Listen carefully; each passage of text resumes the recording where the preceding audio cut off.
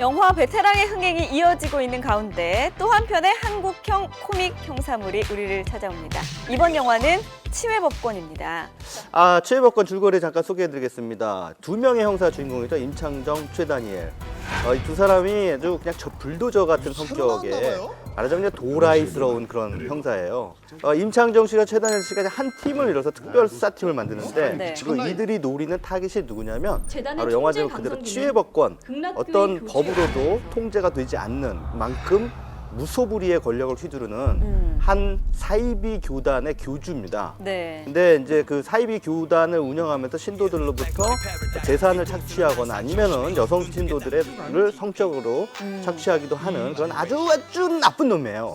그러면서도 돈은 많아가지고 정관계의 각종 로비를 통해서 법망을 살짝 피해가는 아주 나쁜 놈이에요. 그런데 이 나쁜 놈을 향해서 이 나쁜 놈을 잡기 위해서 두 형사가 서로 티격태격하는 가운데 정면으로 돌진하는 그런 파워풀한 영화입니다. 네. 베테랑의 흥행에 이어서 좀 치외법권까지 쭉 잘 됐으면 좋겠다 이런 생각을 인터뷰하셨던데 그러니까 너무 캐릭터가 비슷한 데다가 이 영화가 주로 힘을 주고 있는 게 상당히 좀 액션과 코믹이라는 점까지 사실 좀 비슷해요. 그러니까 외모만 비슷한 게 아니라 디테일도 좀 비슷하기 때문에 누구나 보더라도 베테랑과 비교할 수밖에 없기 때문에 먼저 말한 게 아닐까 싶긴 한데 뭐 저로서는 굳이 그럴 필요 있었나 싶습니다. 네. 베테랑이 이제 그 황정민 원톱이잖아요. 네. 근데 이 영화는 이제 투톱 그 그렇죠. 형사 형사가. 버디 영화의 그 형식을 띠고 있기 때문에 어떻게 보면 예전에 투캅스라는 작품도 생각이 나고 외국 작품 가운데 뭐 리썰 웨펀 같이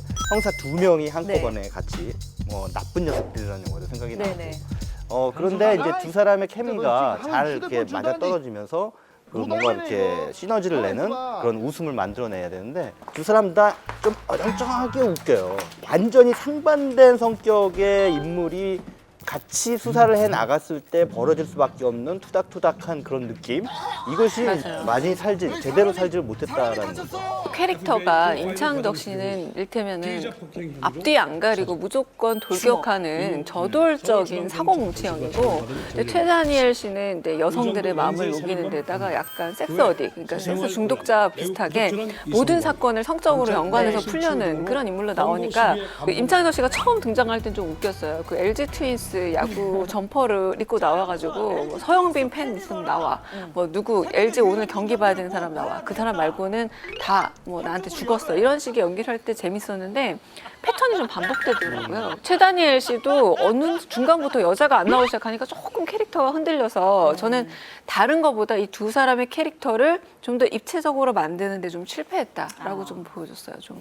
그 만약 베테랑이 액션의 코믹이라면 네네. 저는 솔직히 치외법권을 딱 개봉한다고 했을 때 임창정 씨가 출연하고 주연이라는 얘기에 당연히 코믹의 액션일 줄 네네. 알았거든요. 근데 코믹이 사실 정말 주가 돼요. 주가 되고 있는데 조금 많이 패턴이 웃기지도 않죠. 반복이 된다라는 게 좀 아쉽고, 저는 오히려 액션을 생각보다 많이 찍었더라고요. 많이 찍었는데 그 액션 장면도 좀 비슷해요. 약간 이 두 사람이 싸움을 또 엄청 잘하는 인물로 나와요. 최다니엘 씨는 주로 이제 긴 다리를 이용한 그런 싸움의 전투고, 이 임창정 씨는 무조건 달려드는 어떤 약간 미친 개 스타일로 무조건 물고 보는 네. 그런 스타일로 연기가 되어 있는데, 그렇게 액션이 강조됐지만 전부 다 반복이 되는 거예요. 그래도 좀 신선한 부분이 있어요. 치외법권이라는 제목이 어느 정도 의미심장하게 제시를 하듯이 장광이라고 하는 인물로 대표되는 그 부조리한 시스템에 맞서는 형사들의 얘기거든요. 네. 사이비 종교가 있고 그다음에 그 사이비 종교의 로비를 받은 정치계 또는 법조계의 어떤 인물들이 같이 어떤 하나의 카르텔을 만들어서, 그러니까 네. 부조리의 카르텔을 만들어서 그 정의를 수행하려는, 구현하려는 이런 형사들을 가로막는 그런 어떤 더 거대한 부조리에 대해서 이 영화를 얘기하고 그건 있거든요. 굉장히 그 부분은 흥미롭거든요. 예. 그래서 저는 오히려 치외법권이라는 영화가 형사 액션물로서는 다소 거칠고 투박하고 어떤 부분에서 좀 오버하고 있지만 영화가 갖는 주제의식의 현실성은 오히려 좀 와닿는다는 느낌이 들어요. 뭐 작년에 있었던 그 가슴 아픈 그 그러니까, 예. 그러니까 정말 떠오르네요. 유병헌이 생각나고요. JMS교도 생각이 나고, 그런데 마지막에 약간의 아방궁 같은 그런 공간이랄지, 여자들을 데려다 놓고 이렇게 성매수를 이렇게 유도하고 거강꾼 역할까지 하는 그런 아주 파렴치한 인물로 나오는데, 그런 부분들이 마치 동화처럼 너무 단편적으로 끄집어내서 좀 유치하다라고 저는 생각이 좀 들기도 했거든요. 이렇게 그림 뒤에 여자가 앉아 있다라던가 뭐 이런 것들은 그래서 그 부분에서 좀 아쉬웠어요. 저는 상당히. 네. 그런 의미에서 그러면 그렇다고 막 웃겨주는 코미디도 아니고 그렇다고 정말 멋진 액션도 아니기 때문에 뭔가 열심히 노력은 했으나 조금은 부족한 느낌이 든다. 저 같은 경우에는 앞서서 얘기했던 그런 여러 가지 단점에도 불구하고 이 영화 소재의 자체가 특이성? 갖는 어떤 주제의식의 유효성이라든 부분에서 좋은 점수를 줬기 때문에 완성도 면에서의 허점들이 있어요. 근데 그런 부분들이 이제 용서가 되는 거예요. 아, 오늘 웬일로 최평론가님께서 예, 굉장히 그런 좋게. 허점들이 용서가 되면 이제 그거를 이런 식으로 표현하게 됩니다. 아, B급 감수성이다. 이렇게 아. 표현을 하게 되는데 감독이 B급으로 찍었는지도 궁금하네요. 근데 이거는 B급 정서인데 한편으로 전체적으로 좀 만듦새가 좀 헐겁고 좀 죄송하지만 좀 싼 맛도 있어요. 코믹과 리얼리즘 사이를 약간 왔다 갔다 하면서 좀 어색한 부분이 상당히 연출이 되고 촬영 기법이라는 게 한 영화가 맞다라는 생각이 들 정도로 톤도 너무 튀고 그런 부분에서 이거를 B급 정서를 이해하기에는 그냥 못 만든 영화 아닐까라는 생각이 좀 들었었거든요. 그러니까 그 전반적으로 다 동의한다니까? 동의하는데 그 폐부를 찌르는 네. 몇 번의 장면이 있어요. 주제의식. 예. 폐부를 찌르는 몇 개의 인상적인 장면 때문에 저는 영화를 그렇게 평가절하할 필요가 없다라고 느낀 거예요. 왜냐하면 특히나 임창정이 유치장에 갇혔을 때 이경영 씨가 찾아오죠. 그러니까 상사예요. 너희들 마음대로 하라고 해놓고 딱 보면은 아무것도 할 수 있는 게 없다. 높은 놈이면 힘센 놈이면 잡지도 못하고 잡아봤자 조금 있으면 또 풀려나고 이게 뭐냐라고 하면서 막 하소연을 하거든요. 근데 저는 그 대사가 정말 확 와닿는 거예요. 그게 그러니까 우리의 어떤 그 현실을 굉장히 그 영화가 반영하고 직설적으로 풍자하고 있다라고 하는 그런 그 인상을 받았어요. 예. 11년 만에 복귀한 임은경 씨는 어떤가요? 너무 예뻤어요. 아 진짜요? 네. 죄송하지만 저는 너무 부담스러웠는데. 아, 그랬어요? 네. 극과 극이네요. 아니 성냥팔이 소녀. 근데 이 사진 네. 정말 예쁘고요. 죄송하지만 제 느낌에는 약간 양악 수술을 한 듯 어색한 턱과 발음이 정말 영화에서 물론 큰 역할은 없어요. 그러니까 납치를 당했다가 구해주세요 뭐 이 정도 역할을 하는데 발음도 그렇고 와 TTL 광고에서 나왔던 신비스러운 이미지가 전부였던 것은 아닐까 싶을 정도로 배우라고 하기는 저는 굉장히 발음도 그렇고 어색했었는데. 이제 네. 11년 만이니까 너무 오랜만에 연기를 해서 또 그랬나요? 아니에요. 저는 11년 만에 나왔는데 이 정도면 굉장히 잘했다. 저는 그 오히려 너무 그렇게 또 봤어요. 예쁜 여자한테 관대하시고. 아니 예쁜 여자한테 관대하지만은 않아요. 모든 예쁜 여자에게 다 관대하진 않아요. 모든 예쁜 여자 아니고 최평론가님 김태희 보니까 같은 배우도 피부 예쁘지만 하얗고 네. 눈 동그란 여자한테 그리고 좀 연약해 보이는 그 아, 여성에게. 내가 왜 놀랬냐면 예전에 성냥팔이 소녀의 재림 때는 20대 초반이었잖아요. 네. 되게 어렸잖아요. 네네. 근데 지금 11년이나 지났으니까 벌써 임경 씨도 30대. 30대일 거 그렇죠. 아니에요. 근데 그때 얼굴하고 거의 비슷한 거예요. 늙질 않아, 저 여자는. 그래서 야, 그게 일단 신기하고 그 다음에 11년 만에 다시 연기를 한다면 그 감각을 되찾는다는 게 쉽지 않은 연기를 안 일인데. 했어요. 제가 보기엔 연기 안 하고. 그럭저럭 그냥 했는데. 거의 왜 그냥 그 소품 일처럼 그냥 자기 역할 자리에 좀 있는 게 아닐까라는 생각이 들 정도로 예쁜 저는 여자만 나면 질투를 해. 아니에요. 최평론가님 네. 임시 여자를 좋아하나 봐요. 임수정, 제가 임은경. 전도연에 대해서 그렇게 너무 괜찮다고 얘기했지만 선배님은 늙었다 그러고 그때 딱. 아니 현재의 전도연은 아니지 솔직히. 네, 알겠습니다. 알겠습니다. 자, 그러면 엄지로 한번 극명하게 엇갈리는 두 분의 평가를 네. 보겠습니다. 하나, 둘, 셋. 그렇게 칭찬해 주시더니 또 들진 않으시고, 예. 앞뒤가 다르잖아요. 얘기했지만 그릇이 투박해요. 예, 전체적인 흐름이 확실히 완성도가 떨어지는 건 맞아요. 근데 이 영화에서 이제 감독이 전하고자 하는 주제 의식에 저는 동의를 하기 때문에 이 설정이 무엇을 은유하고 있는 건지에 대한 그런 부분을 조금 더 직설적으로 얘기하고 있는 부분이 마음에 들었습니다. 그래서 제 한 줄 평은 투박하지만 직설적이다. 네. 굉장히 아이러니하네요. 투박한데 직설적이다. 저는 이번에 조금 어려울 수 있는데 관객은 조건 반사하지 않는다.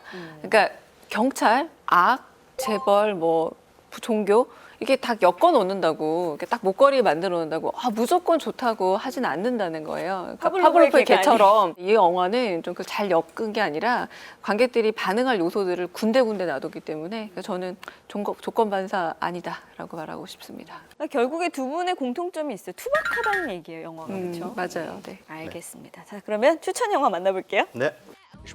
자, 어쩌다 보니까 제가 프랑스 휴먼 드라마를 굉장히 많이 소개를 그러네요. 해드린 셈이 됐는데 이번에도 마찬가지로 프랑스산 휴먼 드라마입니다. 미라클 벨리에라고 하는 작품인데요. 실화를 바탕으로 하고 있어요.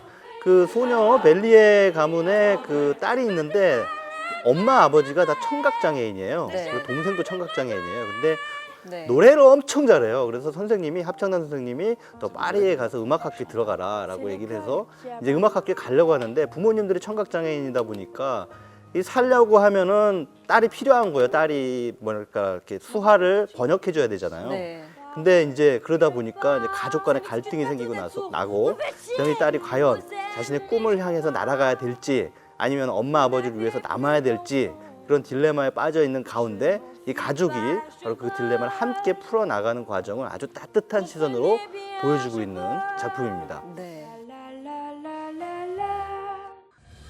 이번에 좀 다른 영웅을 소개시켜드릴게요. 저렇게 지금 우리가 소위 말하는 찌질이 그리고 소위 좀 말하는 아르바이트생이네. 잉여라고 부를 수 있을 아주 평범한 10대 소년인데요.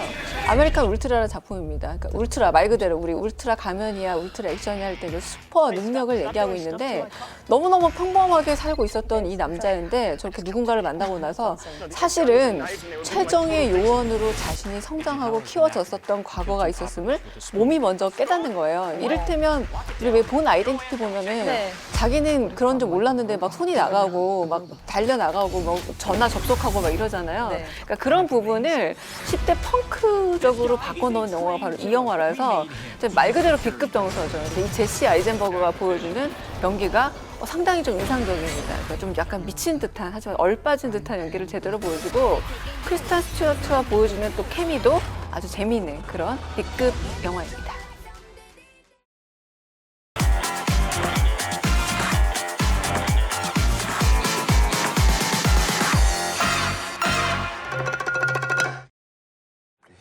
Quelle cuisson pour la viande? À point. À point. Moi, pareil, mais saignant. D'accord. Toi, chérie? Je vais prendre juste le bar, s'il vous plaît. Oh, je vais prendre pareil, finalement. Le bar plutôt que la viande. 사적인 여자친구 어떤 느낌이 드나요? 왠지 몰래 숨겨놓은 치정의 불륜의 애인이 생각나진 Les 않나요? toilettes, s'il vous plaît. 프랑스의 문제적인 감독 앙팡 테러블이라는 별명을 가진 프랑스어 5종의 작품 나의 사적인 여자친구입니다. 그가 만들었다면 단순한 여자친구는 분명히 아닐 텐데요. 과연 어떤 여자친구일까요?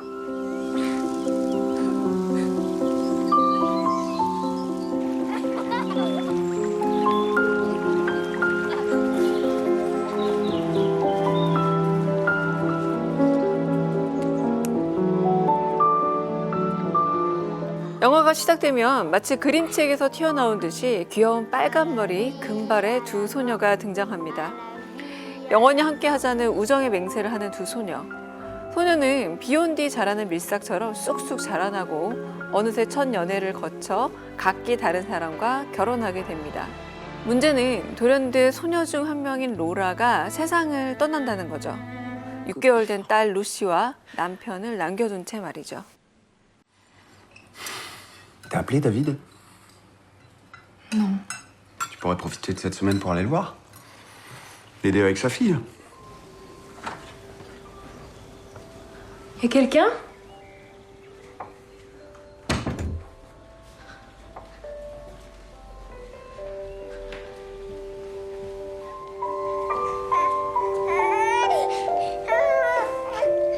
Bonjour madame, 영화는 말하자면 젠더와 성 정체성에 대해서 다루고 있습니다. 표면적으로만 보자면 바로 데이빗에게 성 정체성에 문제가 있어 보이는데요. 그는 말하자면 의상 도착증 환자입니다. 그러니까 여자의 옷을 입는 걸 무척 즐기는데요. Avant de nous marier, je lui ai avoué que j'aimais parfois m'habiller en femme. Juste comme ça, par jeu, pour le plaisir. Elle a très bien accepté. 심지어 그는 여자로 있는 것이 더 행복한 게 아닌가라고 묻기도 하고요. 게다가 딸에게는 아빠가 아니라 엄마가 되고 싶다고 말합니다. 아니, 그는 이미 자신은 여자다라고 말합니다.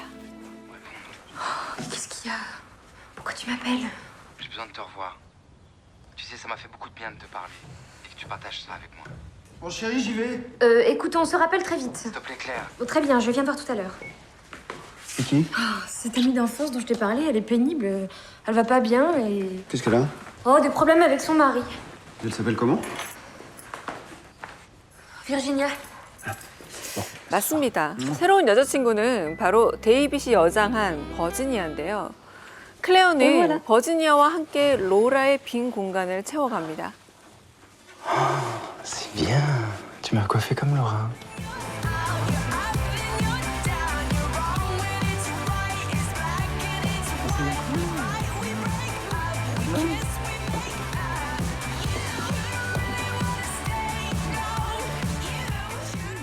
얼핏 보면 데이빗의 성적 정체성만 문제가 있는 것 같지만 사실은 클레어에게 더 심각한 갈등이 있는 것은 아닐까요? 남편도 있고 분명히 이성애자라고 믿고 있지만 로라와의 사이는 분명히 우정 이상이라고밖에 말할 수 없습니다.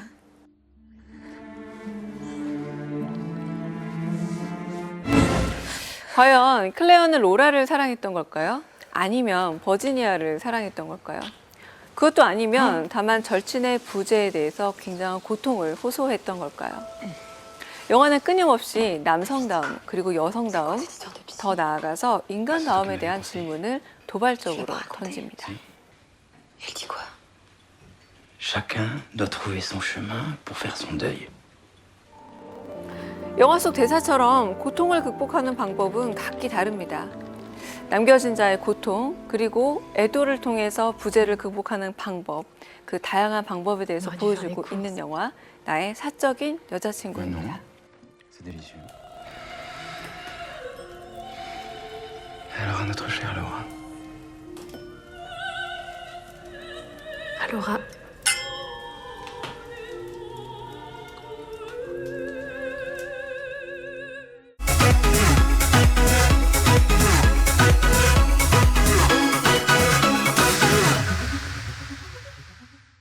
네, 다들 아시죠? 지난 8월 15일에 또 한 편의 천만 영화가 탄생했습니다. 그렇습니다. 네. 친일파 암살을 다룬 영화 암살이 의미심장하게도 광복 70주년이 되는 날, 그날 천만을 돌파했어요. 네, 그러기나 말입니다. 자, 그런데 지금까지 1000만 명 이상의 관객을 돌파한 영화, 한국 영화 몇 편인지 혹시 아세요? 글쎄요, 암살이 이제 10위까지 왔다고 하니까 정확하게는 모르지만 10편 이상은 되겠네요. 대충 때려잡으시네요. 네. 16편의 영화가 있는데 네. 그 가운데 외화가 4편이 있으니까 한국 영화로는 12편이 천만 영화가 되겠습니다. 이 12편의 천만 영화를 쭉 살펴보면요, 이 메이저 배급사들의 성적표를 우리가 짐작할 수 있습니다. 메이저 배급사들의 성적표다. 천만 영화를 통해 그것까지도 알 수 있군요. 네, 그걸 위해 까칠한 시선이 있는 거겠죠. 자, 메이저 배급사 가운데 어떤 영화사가 가장 많은 천만 영화를 탄생시켰을까요? 그리고 메이저임에도 불구하고 단 한 편의 천만 영화도 내지 못한 그런 영화사도 있습니다. 지금부터 까칠하게 짚어봅니다. 네, 한국 영화 최초의 천만 영화, 바로 이 작품이죠. 강우석 감독의 실미도죠. 네, 북파 공작원들의 실화를 바탕으로 해서요, 분단의 아픔을 이야기했던 영화였는데, 자, 이 영화의 배급사는 어디일까요? 글쎄요, CJ 아니면 롯데? 땡! 틀렸습니다.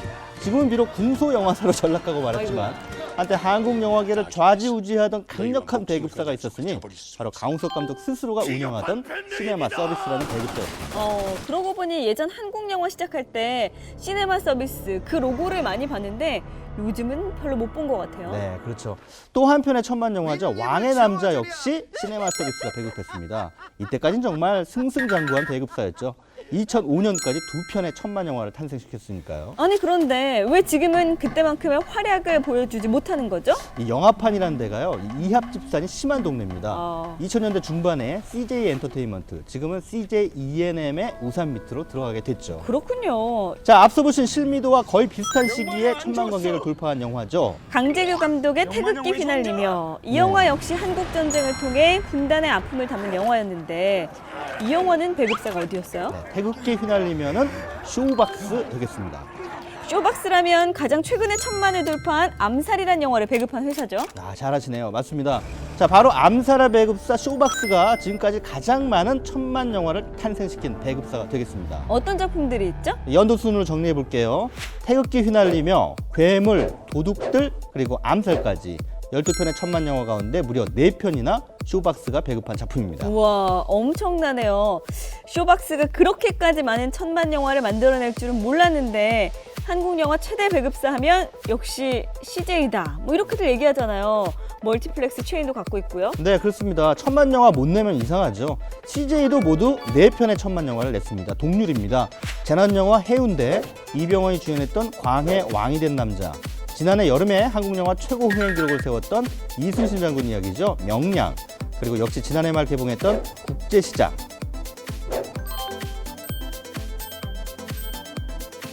자, 이 가운데 해운대와 국제시장 2편은 윤재균 감독의 영화였죠.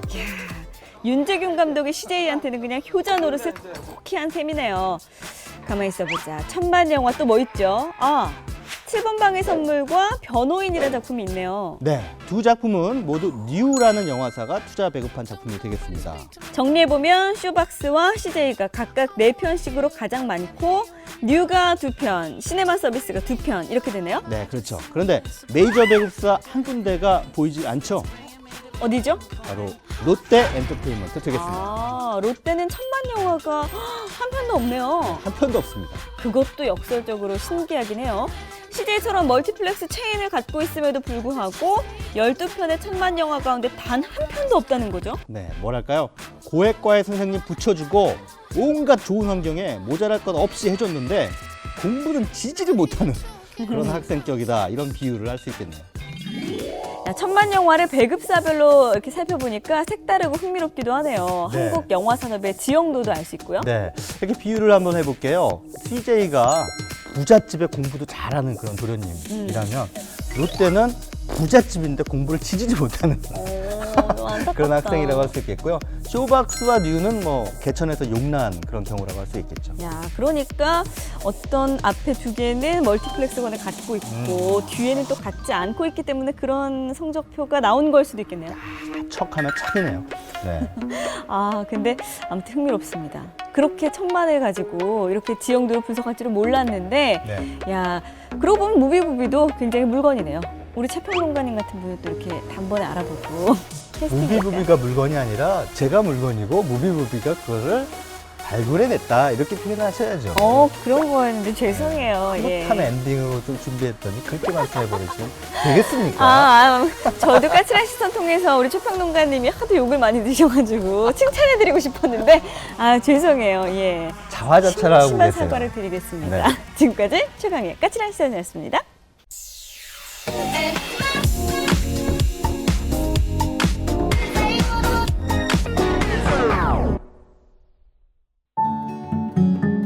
한 편의 영화를 OST로 함께 들어보는 시간, 음악은 영화다. 오늘은 오랜만에 또 노래 한 곡을 오롯이 감상해보는 시간을 갖겠습니다. 날씨가 어느새 선선해졌죠. 가을이 다가오고 있습니다. 우리가 복잡다단하게 살고는 있지만 시간은 이렇게 물 흐르듯 지나가고 있네요. 제가 오늘 고른 노래는 영화 수면의 과학 OST 가운데에서 루 리드가 노래한 If You Rescue Me 라는 곡입니다.